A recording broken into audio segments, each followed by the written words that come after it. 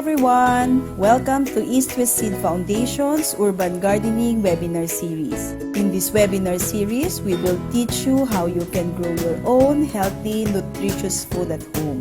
My name is Joyce, and in today's episode, I will be sharing how to grow leafy vegetables at home. Do you know which color of vegetables is the most nutritious and beneficial in our food supply? The answer is green leafy vegetables. Green leafy vegetables are an excellent source of fiber, folate, and carotenoids.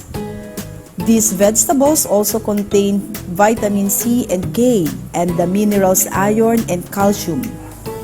In addition, green leafy vegetables act as antioxidants in the body. The dark substance in green leafy vegetables remove free radicals from the body. We are lucky in the country to have a list of leafy greens we can add to our garden as a source of our natural medicine, containing vitamins plus mineral supplements. When you're starting a vegetable garden, it's encouraging to be able to harvest the fruit of your labor quickly and regularly. The solution? Plant some fast-growing vegetables to tide you over while you're waiting for the rest of your crops.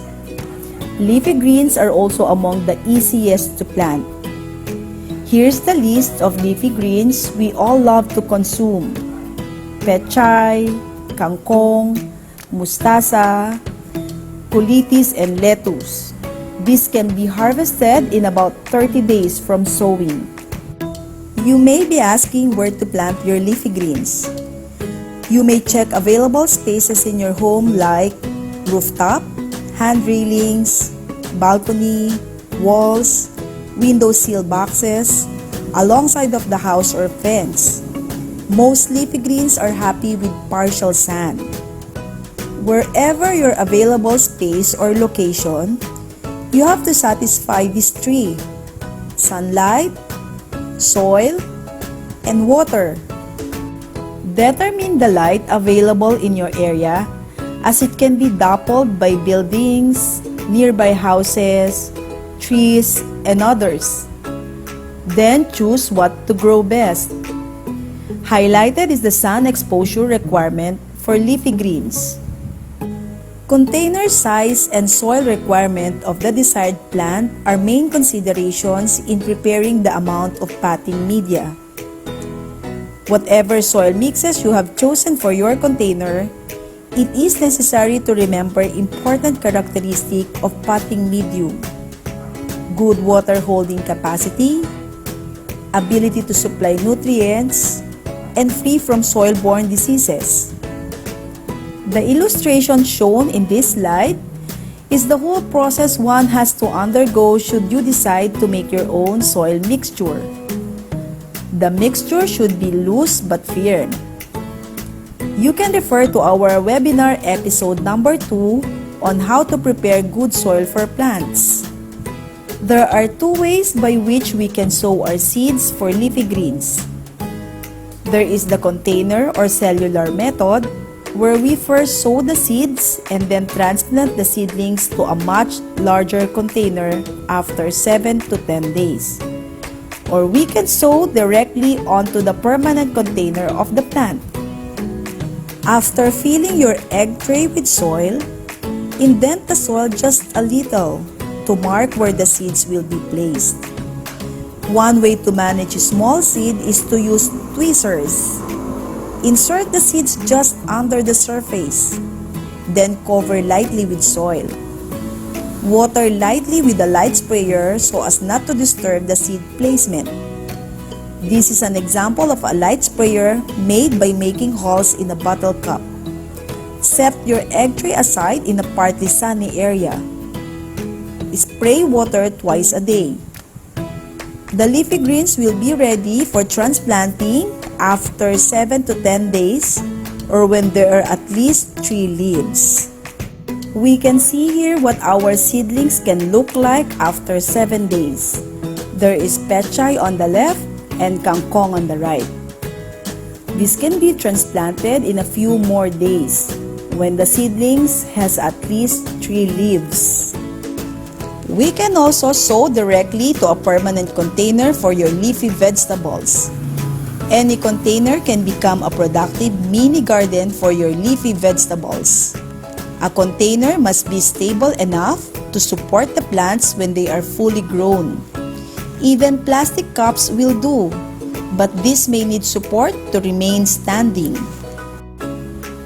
Start with a good quality potting mix. Fill it 1 inch or 2 below the rim to prevent soil, water, and seeds from running over. We will need to leave some space between the soil and the top edge of the container so that we can augment the soil as the seedling grows. Once the container is filled with soil, water the soil thoroughly and let it drain. We can now sow the seed, 1 per small container, close to the surface. Cover lightly with soil, then spray to dampen the topsoil. For larger containers, several seeds may be sown, about 4 inches apart. This container will hold 3 plants. Place the seed at about 1/4 inch depth and lightly cover with soil and pat the soil in place. Spray gently with water so the seeds don't move. Maintain the soil evenly moist until seedlings emerge. Once the seedlings emerge, water less frequently but more deeply to help leafy greens establish their roots. Ensure appropriate sun exposure. Most leafy greens are happy with 3 to 4 hours of sun each day. Weekly, apply organic fertilizer like fermented plant juice or FPJ to promote plant growth and fish amino acid or FAA to supply nitrogen to their roots. Spray Oriental Herb Nutrient or OHN as a natural insect repellent. How to make this organic fertilizer concoction was the subject of our webinar episode number 3, posted on our Facebook page on April 29.